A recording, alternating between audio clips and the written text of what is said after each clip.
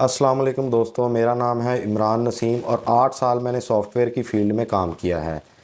आपने थंबनेल पे बिल्कुल ठीक पढ़ा है, आप सारी की सारी उम्र गरीब रहोगे। क्यों? एक वजह है, अगर आप लोगों ने ये वीडियो ना देखा तो भाई आपको पता ही नहीं चलेगा कि आप सारी उम्र काम भी करते रहे हैं और आपके पास बचा भी कुछ नहीं, आ जाके फिर गरीब के गरीब ही। ऐसा क्यों होता है? मैं आपको कुछ बातें बताऊंगा, आपने अपने आपके साथ वो रिलेट करते जाना है। जब आपकी सैलरी 20,000 थी तब भी आपके पास सिर्फ खर्चे ही पूरे होते थे। जब आपकी सैलरी 50,000 हुई तब भी आपके खर्चे ही पूरे होते हैं।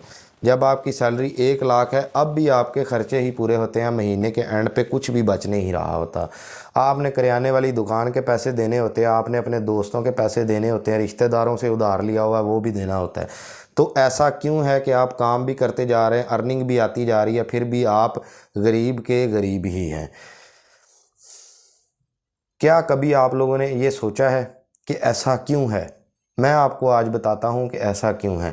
एक गरीब आदमी का माइंडसेट ही इसी तरह बना होता है कि मैंने काम करना है और पैसे कमाने हैं और फिर उन पैसों को स्पेंड कर देना है।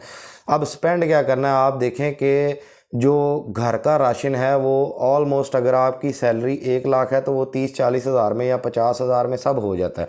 बाकी का कहाँ जाता है भाई? बेतुके आप खर्चे करते हो, कपड़े लेते हो, जूते लेते हो, बच्चों को दिलाते हो। ये सब किस बंदे की सोच है? ये एक मिडिल क्लास की सोच है। मिडिल क्लास इसीलिए सारी की सारी उम्र काम करता रहता है बंदा और फिर भी गरीब का गरीब रहता है।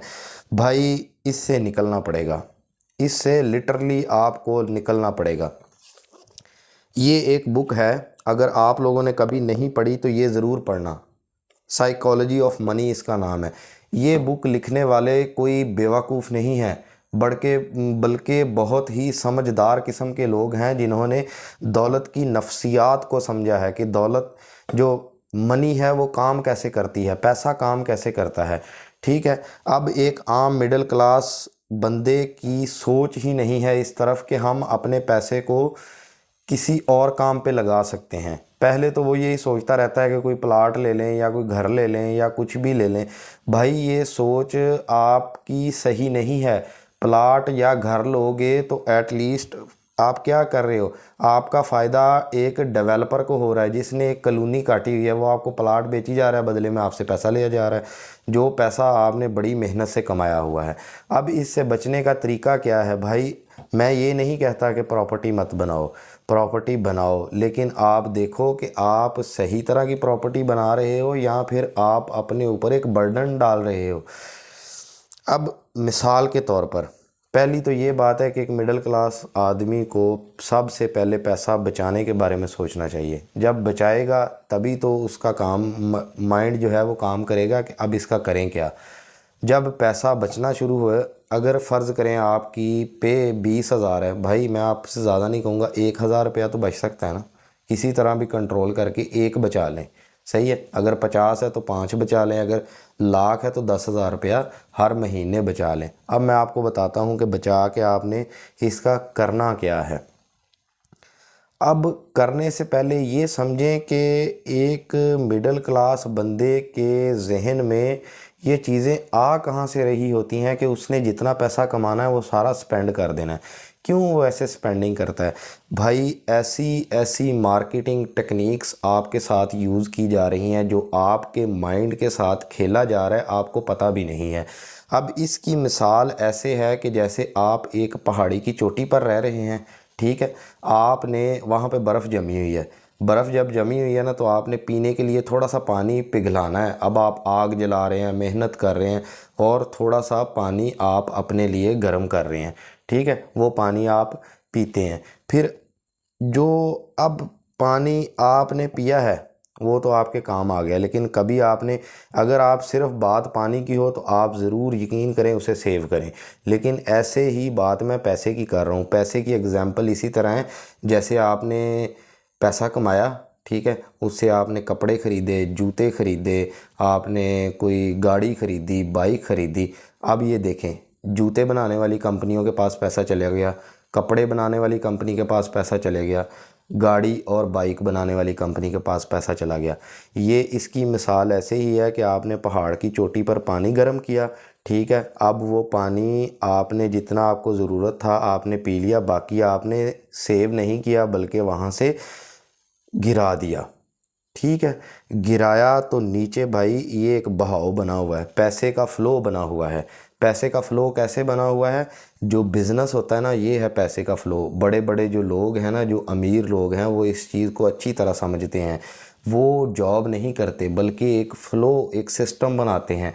अब पैसे का फ़्लो बनता है, ठीक है, आपका जो पानी पहाड़ की चोटी से ज़ाया हुआ वो बह कर कहाँ आएगा? नीचे। ठीक है, एक नदी में या एक नाले में इस तरह बहकर वो पानी आएगा।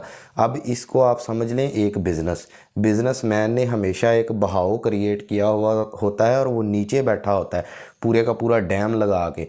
जो भी पानी आपने एक्स्ट्रा वेस्ट किया वो सारा बहकर कहाँ चला गया?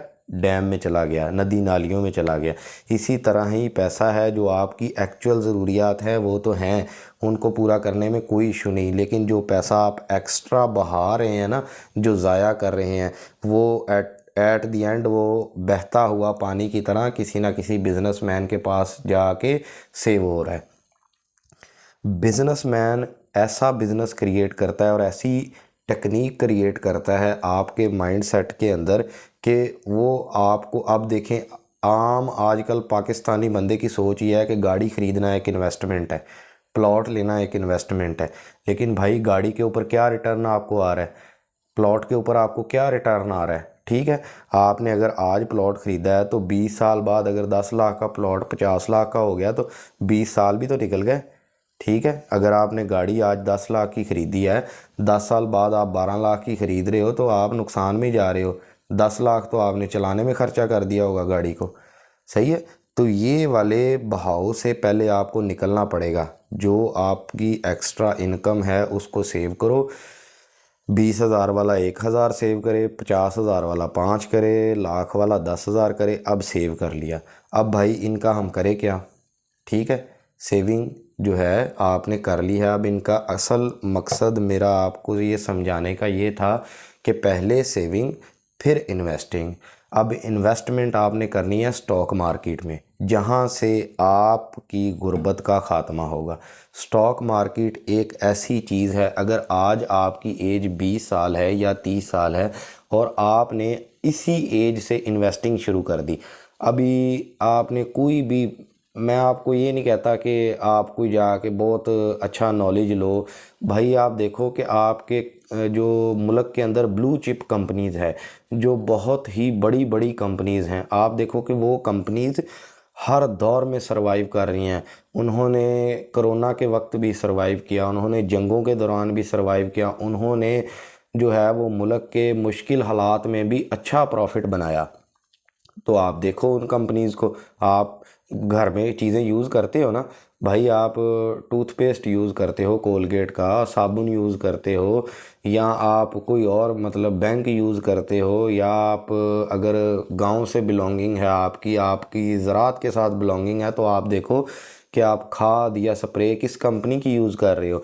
तो आप अपने आसपास ऐसी कंपनीज़ देखो जिनके आप खुद डेली कंज्यूमर हो। ठीक है, अब आपको पता है कि मैं इसका डेली कंज्यूमर हूँ, मैंने इसकी चीज़ ख़रीदनी है, वो ही कंपनीज़ स्टॉक मार्केट में लिस्ट हैं। आप किसी भी कंपनी को पकड़ो, उसमें जाके वो 5,000 10,000 या 1,000 इन्वेस्ट कर दो। भाई इसका इम्पेक्ट इतना ज़्यादा होगा जब आपकी एज 45 साल 50 साल होगी, मतलब आज से 20 से 25 साल बाद इतना ज़्यादा इम्पेक्ट होगा कि आपने उतना पैसा सारी ज़िंदगी लगाकर नहीं कमाया होगा जितना पैसा ये 4-5,000 10,000 सेविंग कर करके आपका पोर्टफोलियो ग्रो हो जाएगा। तो ये है एक तरीका जो एक मिडिल क्लास आदमी को वेल्थ क्रिएट करके दे सकता है। इसके अलावा कोई तरीका नहीं है। दूसरा आप कहें कि मैं जॉब कर कर के पैसा इकट्ठा कर लूँगा, भाई इस तरह तो आप देखें कि एक आम मिडिल क्लास आदमी की पूरी ज़िंदगी गुजर जाती है 5 मरले का मकान बनाते हुए। और 5 मरले का मकान कितने का है? कि करोड़ का है, सवा का या 1.5 का है, या हद किसी अच्छी सोसाइटी में 2-2.5 करोड़ का है। तो भैया आपने सारी ज़िंदगी लगाकर अगर 5 मरले का मकान ही बनाना है तो फिर मेरे ख्याल से आप अपनी गुर्बत तो नहीं मिटा सकते। यही पैसा आपने बचा के अगर स्टॉक मार्केट में लगा दिया तो ये यकीन माने ये SIP कैलकुलेटर हैं, डिफरेंट जो वेबसाइट्स हैं उनके ऊपर बने हुए। गूगल पे आप सर्च कर लीजिएगा कि SIP कैलकुलेटर जब निकलेगा ना तो उसके ऊपर आप ये डाल के देखना कि मैंने हर महीने 10,000 रुपया डाला और मैंने 15-16% का रिटर्न जो है वो एवरेज रिटर्न है स्टॉक मार्केट का, ठीक है। उसके ऊपर 25 साल के लिए कंपाउंड किया तो ये कितना पैसा बनेगा। तो आप देखना आप खुद हैरान हो जाएंगे कि ये मतलब इतनी अमाउंट बन कैसे रही है। सही है, क्योंकि ये बन ऐसे रही है कि पाकिस्तान के जो बड़े बड़े बिजनेसेस हैं वो हर साल ग्रो कर रहे हैं। उसमें से आपको जो हिस्सेदार हैं उनको प्रॉफिट भी दिया जा रहा है, जो शेयर की प्राइस है वो भी ग्रो कर रही है, ठीक है। फिर बोनस शेयर भी मिलते हैं। तो इस तरह से वैल्यू कंपाउंड होती है कि एक बड़ी कंपनी आपके पैसे को 2-3 साइडों से ग्रो कर रही होती है, ठीक है। एक तो शेयर वैल्यू बढ़ रही है, ऊपर से बोनस शेयर मिल रहे हैं, ऊपर से डिविडेंड मिल रहे हैं आपको बैंक अकाउंट में। और आजकल तो डिविडेंड आपकी सीधा बैंक में आता है भाई, कहीं आपको ये नहीं ऐलान किया जाता कि फ़लाँ जगह पे लाइन लगा के आ जाओ जी डिविडेंड लेने। डिविडेंड क्या होता है? डिविडेंड ये है कि अगर आपने किसी कंपनी का 1000 शेयर ख़रीदा हुआ है या एक शेयर भी ख़रीदा हुआ है तो वो एक शेयर के पीछे 8 रुपये दे रहे हैं, 10 रुपये दे रहे हैं, तो वो आपके अकाउंट में आ जाएंगे। 1000 ख़रीदा हुआ है तो 1000 के पीछे आपका जो है वो 8-10 हज़ार जितना भी आपका डिविडेंड बनेगा वो आपके बैंक अकाउंट में ट्रांसफ़र हो जाएगा।